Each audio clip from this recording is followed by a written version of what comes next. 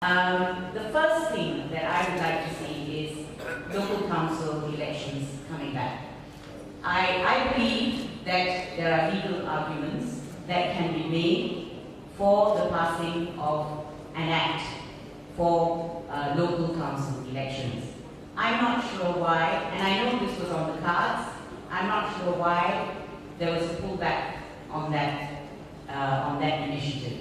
I believe it wasn't legal issues, because I think I would say that it is something that is very doable. It is something that is actually envisaged in the federal constitution, and any legislation that disallows it, in my view,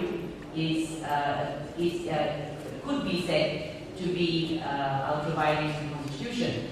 So I think there is a very strong, sound legal argument to push for local council elections.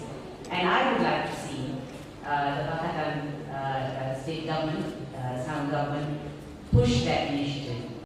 One of the things that I think the Bar Council was trying to get the Selangor State government to look at is legal aid. And I would encourage the Selangor State government to look at this positively.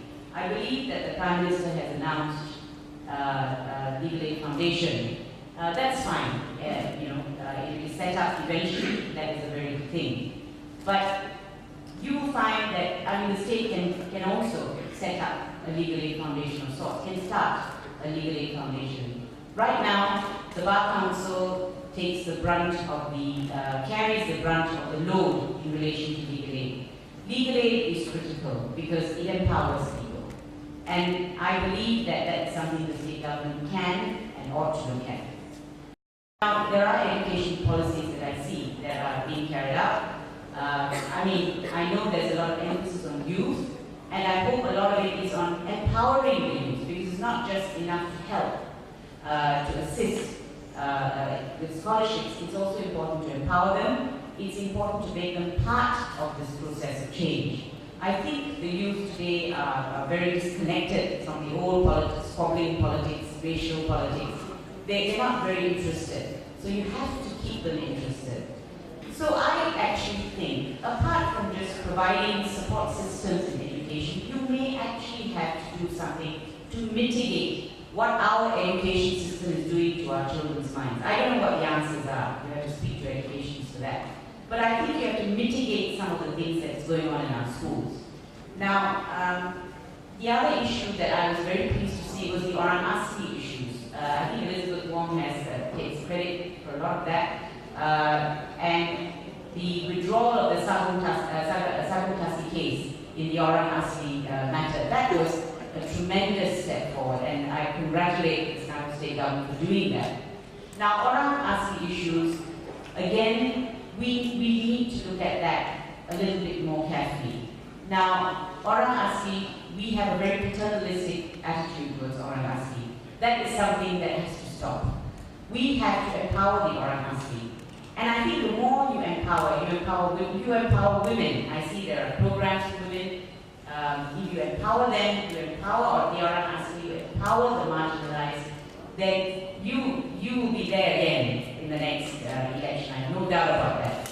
I do not see why interfaith dialogue cannot take off in this country. I am actually horrified by that. The government has tried.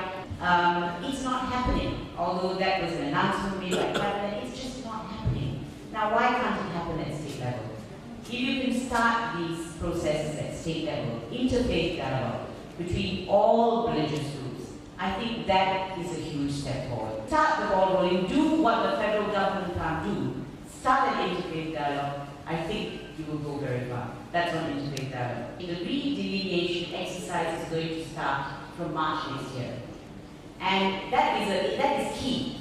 Selangor State government better keep their eyes open on that one. It is key, and I think you have enough people who are looking at it. Because what they do is, that's where you can gerrymander by redrawing boundaries. And recently, in fact, the EC, someone in the EC came out and said that yes, we've been doing it, correcting mistakes by shifting people, but all that is unconstitutional in my view.